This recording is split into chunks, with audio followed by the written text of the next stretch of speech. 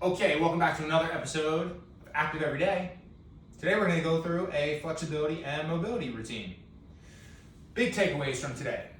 Move slow, address discomfort patiently and softly. I'll talk about that here in detail in just a moment. And spend more time than you think you need, or when it hits your brain and you're tired of it, more time than you want to spend. Okay, those are our keys in our flexibility. I'll address those as we move through. Normal business though, let's get our spine moving. Get that neck spinning, big slow rotations. A deeper detail review on our mobility and flexibility days with these neck movements, okay? We wanna drop our ear straight to the shoulder when we pass the side. We wanna raise the chin straight up to the ceiling. Drop the chin as we drop the ear to the shoulder and then roll straight down through the middle, okay? We want to stretch and elongate these muscles on the sides of our neck. So you hear me say in our videos often, slow tempo. If you just go fast, the stretch isn't held long enough. So we want to go slow so you feel the stretch start and then you pass along it. It's continuing until you're out of it. Okay. Trunk cars. You see me put the hands on the shoulders all the time. It's because I am trying to remind my brain to fold here, not here. And so my elbows are a nice little mark for that. When I feel my elbows hit my body, I know I'm folding high enough. Trunk circles. We want to move those vertebrae around in the middle of our back. Okay? Trying to keep my shoulders down and relaxed. Trying to keep weight pretty even on my feet as I move and circle. Middle of the back is what we're trying to move. Yeah, excellent. And then we have our pelvis. I always like to pull the shirt up so it's really easy to see the belt buckle because we want to turn the belt buckle, but try not to move the shoulders. It's not this. And a lot of people tend to have a hard time disassociating movement in the middle of their body away from their shoulders. And if that's hard for you, we really want to regain that disassociated moving. Control here separate from here. We need that to enhance our flexibility, and we need that to enhance a lot of our sequential movement patterns, where we need to move smoothly and sequence through something to help maintain things like balance and then apply our strength. That's injury prevention in the long term. Okay, spine's all I want to take care of. That's the primary. We need a bench or something you can sit on. Okay, first things first, we're going to grab a seat right on the edge of the bench. All right, we're going to address our hamstrings and then our hips. We're going to start first by keeping our feet flat. We're going to reach straight down to the floor. The only thing that matters is that our feet are flat. Okay, toes can be out or in, whatever you want. Reach down to the floor, bring yourself up nice and tall. Just do it 5 times. I just want to first begin loosening up our hips and our hamstrings and our adductors. If it's easy for you to touch the floor, make a fist. Go to the back of the wrists. If you're really flexible, go to your elbows. I don't know. Okay? Straighten the legs out. Same exact thing. Really tall, down 5 times. Okay? We just want to feel that stretch come on and off, nice and easy, and we're not holding it for any amount of time yet. We're going to call this a dynamic stretch, where we move in and out of a pattern, we feel the stretch increase, and we rapidly decrease the stretch by backing off. So on and off for a brief moment, we could call it a 1 to 2 second stretch, dynamic stretch. It can be really nice to first just feel how the body's doing. A light stretch on and off will bring some hydration and some circulation, signaling from the brain to the body. We're working that area, a little bit of blood goes there, it warms up faster. Then it's ready for a static stretch or a long hold stretch. We're going to do that next. We're going to go to the first position, feet flat, knees bent. We're just going to go straight down as low as we can to the floor. Now, a few things we're going to talk about. One, we're going to be here for a little while. maybe a minute, maybe longer, until I'm done talking about these details. Big, long, slow, deep breaths. They help us expand from the inside out. We're gonna get more stretch from that. Second, where should you feel the stretch? Wherever you're the tightest is where you'll feel your stretch. To get to the floor, lots of things have to be mobile. Things in our middle, upper leg, hips, back, shoulders. Wherever you're tight, you'll feel the stretch. And the last part to this is that discomfort. How much stretch should you feel? It shouldn't be so uncomfortable that you're tensing and you want to get out of it immediately. So if just getting to about here gives you a moderate stretch, that's plenty low enough. As your body loosens up, you may notice you can gradually get lower and gradually get lower, but the discomfort isn't any more than it was when you started. Okay, let's move out. That was a static stretch. We're gonna move to the legs straight. We're gonna do the same exact thing. Again, I'm sitting on the edge of the bench. I got my legs out nice and straight. I'm just focusing on reaching down towards the floor to achieve a stretch feeling. Wherever that feeling presents, it's gonna be relative to where I'm the tightest. Same with you. We're gonna hold that stretch, hopefully somewhere in a moderate or, let's say like a 5 to 7 intensity. Okay, we're gonna hold that stretch for a long period of time, a minute or longer. Long, slow, deep breaths can help us relax. Every once in a while, just check the position, make sure the knees haven't bent, keep them straight, okay? And just try to relax down ever further into the stretch.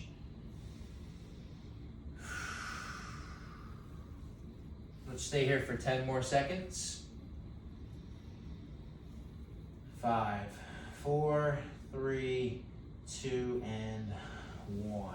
Excellent. Bring it up nice and tall, bend those knees. Okay. Now we're going to cross one leg over the other. I call this a figure 4 stretch. It looks like a figure 4, or it looks like the number 4, and this shape can be replicated standing or laying on the ground. We're going to do it seated today. So we cross the leg over, okay, and I'm getting my knee to go down as much as it can go. Okay, that's how tight I am or how flexible I am. That's just what I look like. Okay, and then the other action is for this knee to come up towards my chest.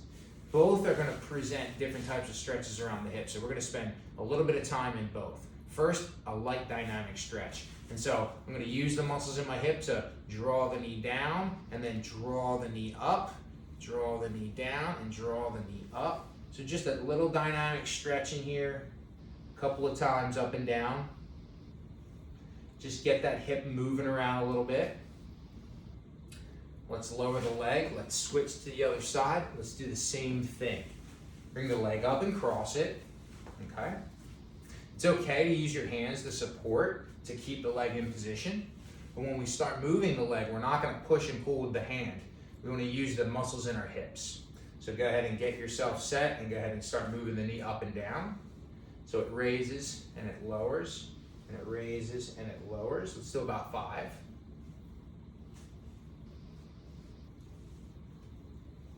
Okay.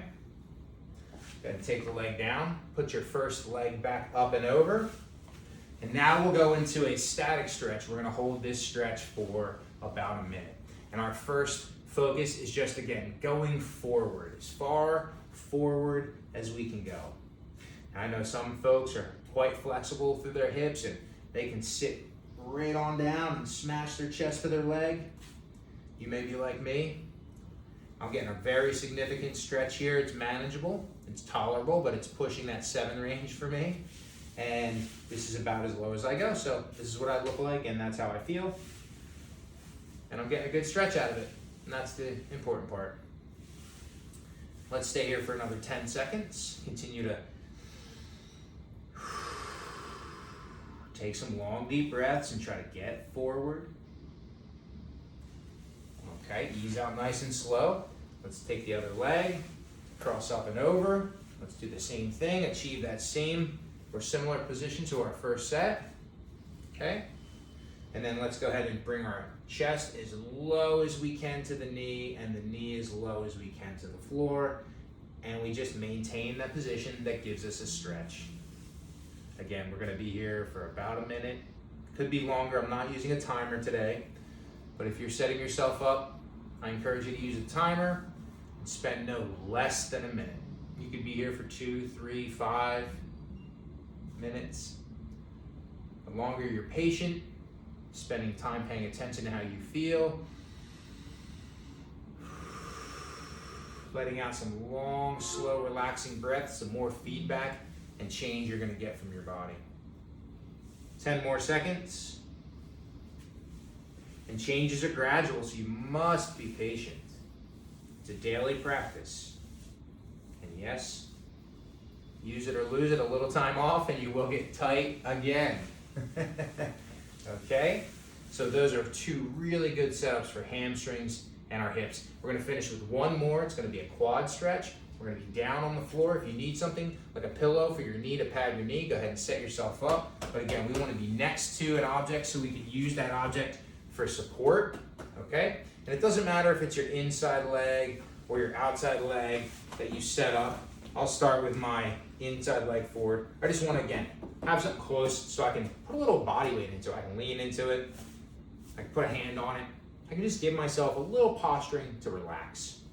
So first things first, a nice big space, and then let's just migrate forward, and whatever stretch happens, happens. Sometimes we get a light stretch here, sometimes we get a light stretch here. You know, we could draw our belly in and reach, and that might give us a nice stretch through our lower abdominal wall. We can turn, and that may increase some stretch. Just hold, just relax, and just think about length here. Okay. Second thing we're gonna do, we're gonna rock back so that we have no stretch feeling at all. Nice and relaxed through here. And then during the warm-up, we did some pelvis movements, okay?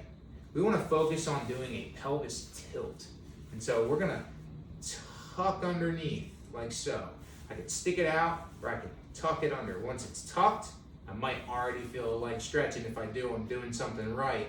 Then I'm gonna try to go forward again.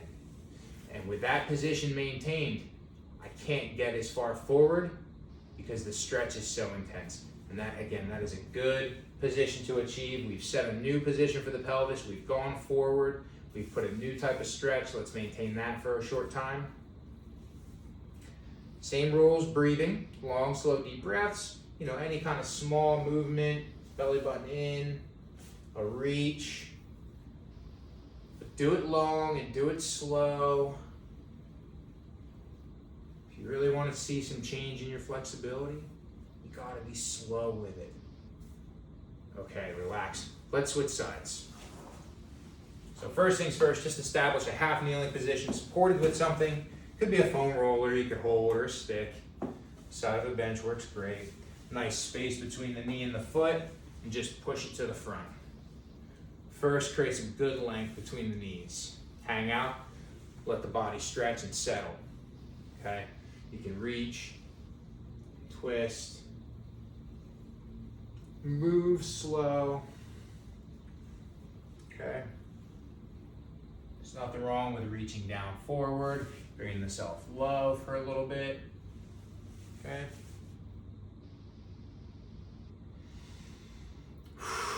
Let's rock it back. We're going to do the adjustment with the pelvis. I want to tuck the pelvis under, engaging a stretch that's a bit more maybe direct and intense, and then we try to push forward again, and let's maintain that stretch. Long and slow holds, slow deep breaths. One reason we need to move slow and hold a stretch, our body is really good at reflexing or rebounding from stretch. That's how we can create a lot of strength and force.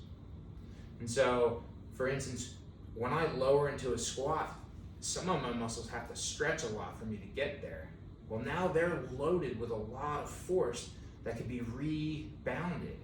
It could be released when I stand. It's just like pulling back on a bow and letting go, like a bow and arrow.